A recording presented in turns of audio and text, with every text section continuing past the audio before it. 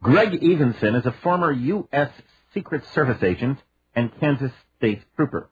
In 1975, he was presented with the first ever Governor's Award for heroism above and beyond the call of duty.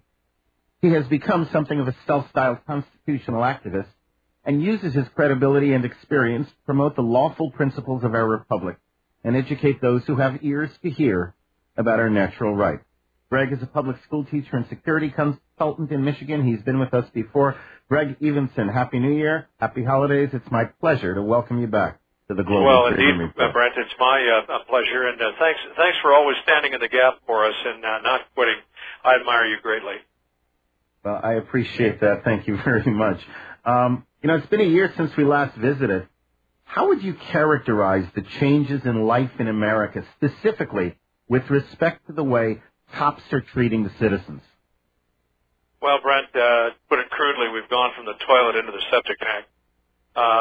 There is no way to rationalize what has happened on a basis that any of us, and I mean any of us, can truly understand the magnitude of what has taken place right before our eyes. But much like that well talked about frog in the boiling pot, we just haven't reacted well as our rights have been continuously not just eroded but eradicated.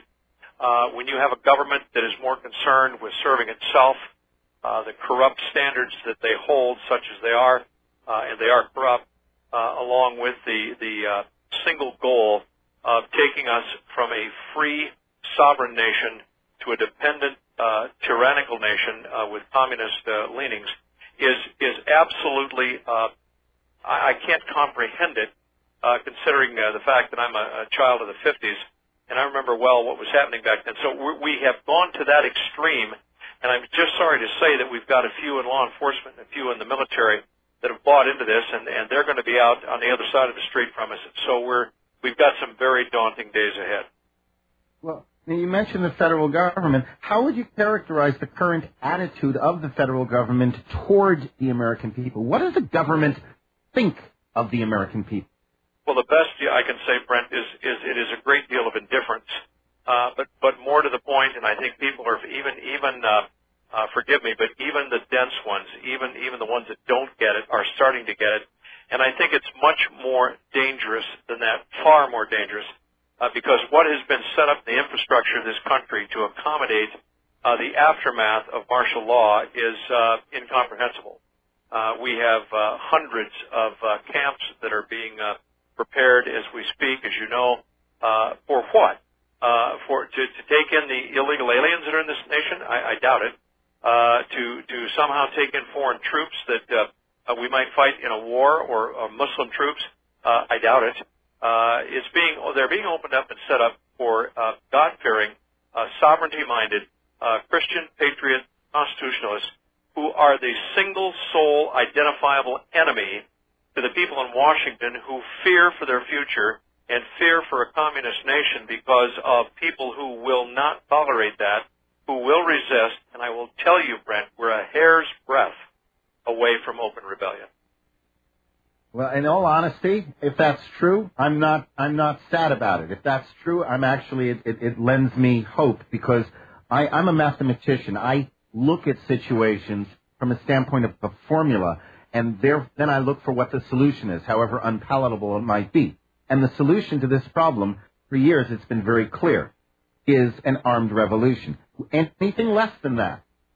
We have petitioned, we have remonstrated, we have prostrated ourselves before the throne. Our repeated petitions have been met by repeated injury. Okay, there comes a point where talking and voting simply won't fix the problem. I really think we're there. Recently, and of course this is everybody's talking about this, recently Congress passed the National Defense Authorization Act.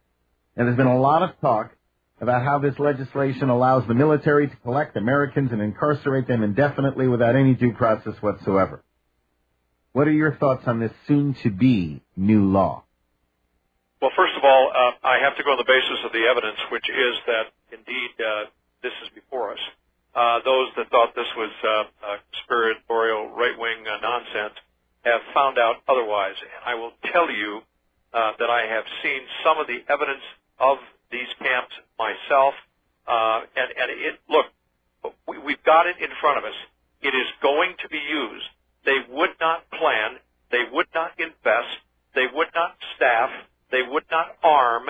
And they wouldn't prepare these camps for anything less than occupancy. So let's get over the debate about whether or not they're there. Why are they there? The government has set us on a course of convergence with evil so great that it cannot even adequately be prepared with Nazi Germany. We are above and beyond that at this point. We're hiding behind. I've been calling this the Fourth Reich for many, many years. Well, now, you're absolutely right. Before you go on there, you said something about the camps. You've seen some of the camps. You made a comment about staffing. Are they actually staffed at this point? Well, not only are they being staffed, and there has been skeleton crews, especially at the one I drove up to in Indiana several years ago. A friend of mine and I were out looking for this camp, found it. They were there. They were staffed. We were sitting in the middle of a public highway. They told us to leave, and I said, excuse me, I'm in the middle of a public highway. I think I'll sit here as long as I want, and I may just take your picture. So what are you going to do about that? And so look, this is not somebody's pipe dream. You're going to find out different when the clock finally ticks down on this and the government makes its move. They know that people are waking up. They know that people are getting agitated. They know that people are highly armed, and they fear that. That's why there's been such horrific moves over the years to take away the guns. Look, there's three things: money, control, and power. And when you try to control people like they're going to do, they have been doing through bogus, unconstitutional legislation that needs to be fought. If we need to fight in the streets to correct it, then it's time to fight in the streets. Even Libya and Egypt figured that out. If they can figure it out, can't we? It's time to refresh the tree. Well, that's referring to Thomas Jefferson's famous statement that from time to time the tree of liberty should be refreshed with the blood of patriots and tyrants. Correct. Both sides can't Correct. have a bloodless overthrow of evil. Sorry, it would be so nice, Brent. It would be so nice. But I don't think we're going to see it that way. I have men in law enforcement that I talk to on a frequent basis, same thing in the military, that are just going, what are we going to do? We sit out in our squads at night, door to door, saying, what are you doing? What's the guy over here in the next district doing? Look, they're talking about it. They do not want to go to war with the American people. Some will, but many, I'm confident, will not. But because I'm only following orders. Well, and that was what they said at Nuremberg, and they hung those guys. So yeah, but that's what's going to happen. And you said some will. Well, they will because they'll only be following orders. Well, and those orders are criminal. They have no obligation to follow them, military or police. And I told them, I said, do you understand, guys, that you will be on the line? It won't be some poor duck out here getting tasered or beat up or whatever. I said, you're going to be the ones that this time. You, or your families, people that you know. I said, no threats here. I'm just telling you flat out. This is what's going to happen if this comes down. The Occupy protest movement has spread around the world, gathering mounting opposition to the corporate banksterism that has destroyed the lives of so many people for so many decades and even centuries. What do you think about the Occupy movement?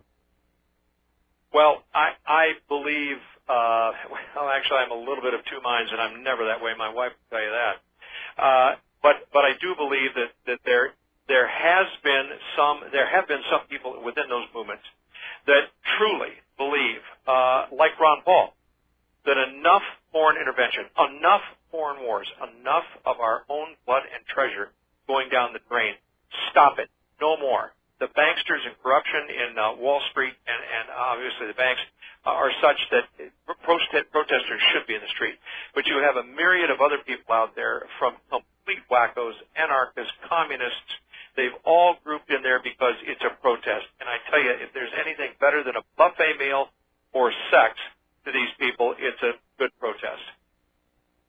Now, let me say at the outset here that when I use the term pig thug cop in the next question, it's specifically to describe those people whose behavior fits the description. I agree with you. The Occupy protests have spawned assault, battery, and even murder by pig thug cop Bast. I wanted you to take no offense when I said that. Oh, no, that's right.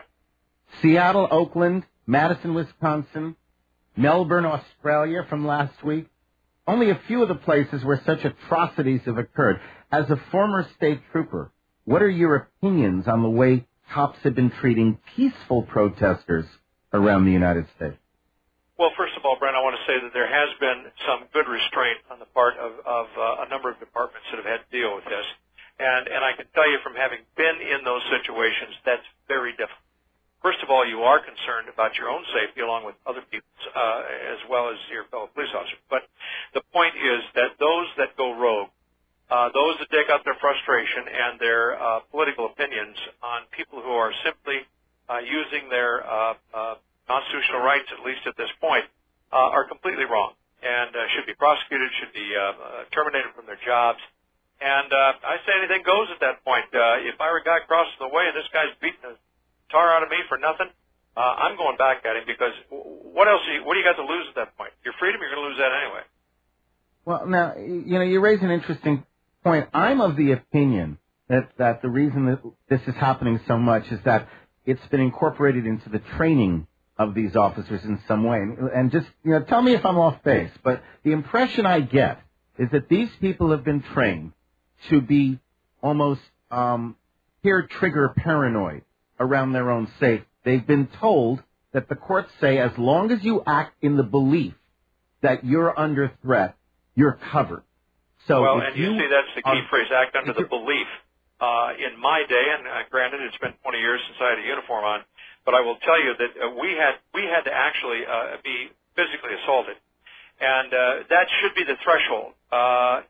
To the point that your life's not in immediate jeopardy, but if they're coming at you with the intent to strike you or something, well then you have a right to defend yourself. Absolutely. But in this, they really are being trained these days. That, because this is what the courts have said, that you just have to believe. I thought that maybe I was in danger, and that's why I acted. And then they're being trained to be on a hair trigger with their paranoia. How much do you think that plays into what's been happening with the cops and the peaceful protest? Oh, I think it definitely falls down on the side of law enforcement, that they are responsible for whatever violence has occurred for the most part. And because of that, the only thing you can do as a protester is keep in mind that these guys are hair triggered. They are trained military. It's no longer officer friendly. It's us against them, and we will win. That is the strategy under which they're being trained.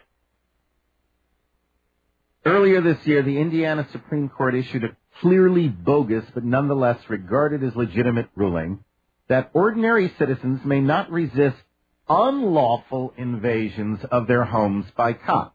And it specifies unlawful. If a cop just invades you without any due process, you may not resist. Now, notwithstanding the fact that nobody can ever pass any law that prohibits self-defense, do you think we will see some Indiana homeowner shoot some thug cop at some point? And if so, what do you believe the repercussions would be? Well, I think it will happen. Ultimately, it will happen. And as these laws are enacted across the country, it's going to happen more and more. And I just have to tell you that being a staunch supporter of the castle defense doctrine, I don't care what kind of clothes they're wearing. I don't care their intent. If they break into my home, then it's going to be a bad day for everybody. And it should be. It should be. This must end. I am not for wanton assault on anyone, but if they're assaulting me, I'm going to fight back, and I will fight back every tool I have, and that includes firearms. So it's not going to be a good day. And of course I agree with you on that, but the attitude that even if a cop is illegally going in, that you can't defend yourself, clearly sets the stage sooner or later for a showdown. What do you think will happen as a result of that? Would the law be overturned? Would the person who shot the cop, simply be railroaded? I mean, would there be a domino effect? Because it is going to happen. You're right. Sooner or later, this is going to be tested. Frankly, and what do you think is going to happen when that occurs? Sure, it depends on the defense team that the individual accused has. that will make all the difference. But I think at that point, if it is clearly an egregious situation where there was just no justification for the use of force, and it is the ultimate outcome of a home invasion, this time under people masquerading as law officers, then I can imagine, well, I can, but I hope I don't have to imagine, a state legislature that would hesitate in saying this was wrong, it was bogus from the start, the Supreme Court justices should be impeached, and we need to build a firewall around the citizens of our state to make sure that this never happens again. That must happen. I hope that this doesn't happen. I hope that common sense and good judgment will prevail, but no doubt it's going to happen. And, by the way, for those who didn't recognize it, the castle defense doctrine is very simple. A man's home is his castle. And understand what that means. His castle. Who owns the castle? The king, the queen, the royalty. In other words, your home is your sovereign property. Nobody come into your home without your permission. Nobody. Now, Brent, just as an aside, one of the things we've done, I know you're very good at this as well, but our website offers the castle defense doctrine, and I didn't bring it up for that reason, but people are interested. The Heartland USA is where it's at. I simply want to make them aware of that, because a lot of people don't know about that. They don't know what they can do and what can't talk about justifiable use of force, ramifications, that, all that stuff. But it is a great series, and but this is what people are facing. It is coming at us like an out-of-control train. And yeah, you're right. And people don't know because back in your day, they taught civics in class. Find me a school that has even a class, a course called civics anymore. I don't think they exist. They have one called government, and unfortunately that's not good. Brent, look, I just can't say if I could take just 15, 20 seconds here. I want people to understand. This is not, what I'm saying is not meant to frighten you. It is to finally and irrevocably wake you up. What is coming down from Washington and your state's governments is so awful, so completely against everything we've ever known, that you cannot any longer remain on the sidelines. If you do, your nation is gone. If you do, the republic is dead. If you do, the Bill of Rights is now shredded.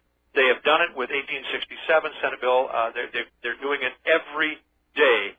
Boehner can't find his rear end with both hands in a Chinese-made Walmart-sold rear end finder.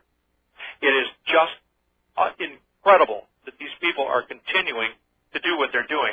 So you must stand up. If you don't, it's over. Not. It's not when you think about it, because they haven't gotten any resistance. They push the envelope. That's correct. Nobody pushes back. That encourages them to push even further. Nobody pushes back, which raises the question. It's clear America is no longer the land of the free and the home of the brave with liberty and justice for all.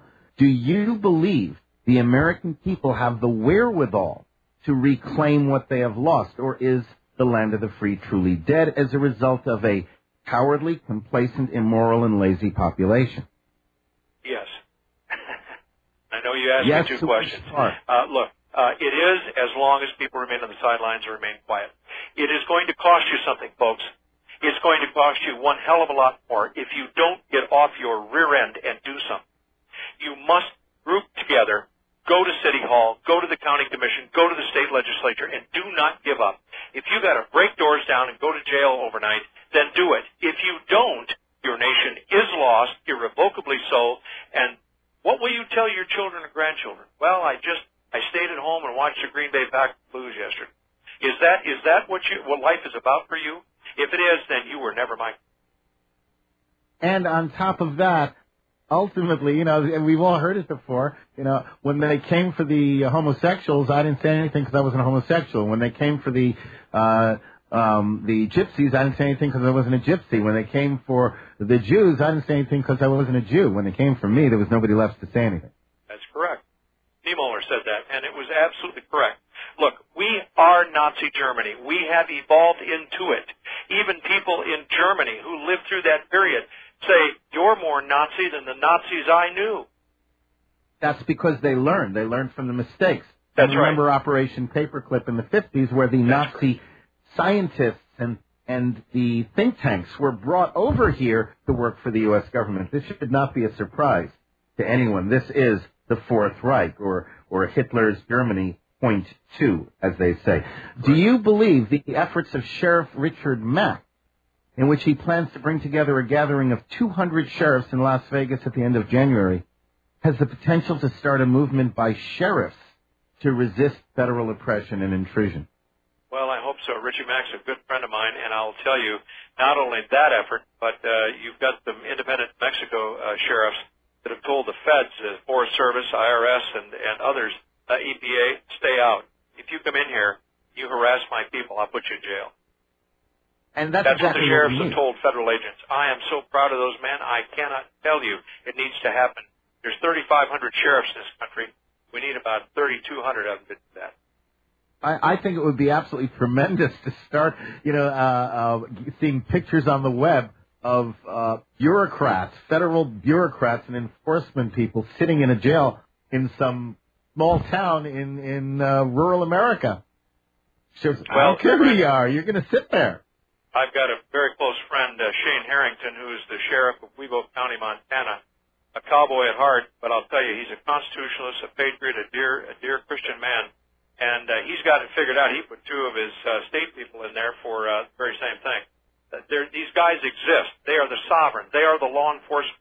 A federal agent cannot do a single thing legally in a county without that sheriff's consent, approval, and being right beside this special agent. And what they're saying is, no, you're not coming in here. We're done with Washington. We're done with your tyranny. We're done with your communist ways. We're not going to do it. Don't do it, because if you come in my county and you try and take an executive action in this county on the federal level, I will put you in jail. Yeah. What do you think is going to, as this type of attitude grows among the sheriffs, what do you think is going to be the reaction? Well, it's just like poor Joe Arpaio. I say poor Joe, and then nobody has to worry about Joe too much. But the feds are coming down with all the weight they can muster, because he's saying finally no more illegals. He's saying there's going to be no more federal intrusion into my business out here as sheriff in Maricopa County, Arizona. Not going to happen. I don't care what you do, but you're not going to push me out. And I say, God bless him. I wish he'd run for president. This is what we need. Flat out, Brent. People have to stand. And it can't be just the sheriffs. They need help. I mean, these guys have got good posses of good people that are helping around, and they're rounding up. They've got militias now that are coming through. 14 states are now, through their governor's office, are reactivating state guards, state militias, like the Texas Guard and so forth. Militia is not a dirty word. In fact, it's a wonderfully honorable word, and it should be used more often. It's coming. It's just been slow. I just hope we have enough time to make a difference. Well, and that's always the thing. Do we have enough time to make a difference? Final question. Are you making any public appearances in the near future? How do people follow your activities and your effort? Thanks for asking. Yes and no. And the reason I say that is many of the groups that I go and train across the country simply don't want any profile, for the reason that they're trying to get organized, put together, and activated without attracting attention. So some do not. Others, that's fine. Anybody can come, because we don't teach things that are illegal. We simply teach things that people need to know that they've got or never knew in the first place. We post it at our website, theheartlandusa.com, and it's there periodically. All I can tell you is watch the website. You see it up there. Give the people in charge a phone call. Excellent. And let me give out that website. It's www.theheartlandusa, all one word, theheartlandusa.com. And very briefly, Greg, what do you foresee in 2012? I see a most difficult year. In fact, everything that we've been through already is going to continue exponentially to get much worse. The banking situation is only getting ahead of steam. The cascading effect in Europe over here is going to catch us with our pants down. Our currency is going to continue to devaluate. And all of this coming on top of just mounds of incredible legislation and court decisions that are further eroding our rights. It's going to be a terribly difficult year for the American people, and if they don't act now, it's over. Well, I hope you can find it to have an enjoyable holiday and a happy New Year, at least, with your family and friends. Well, and thank we sure you, will. Greg Jesus is Evensen, Lord, for so spending we this have no time problem with with us. that. And thank you for the work you're doing to help bring people's awareness up. Thank you, sir. God bless you and your efforts. And God bless you. www.theheartlandusa.com.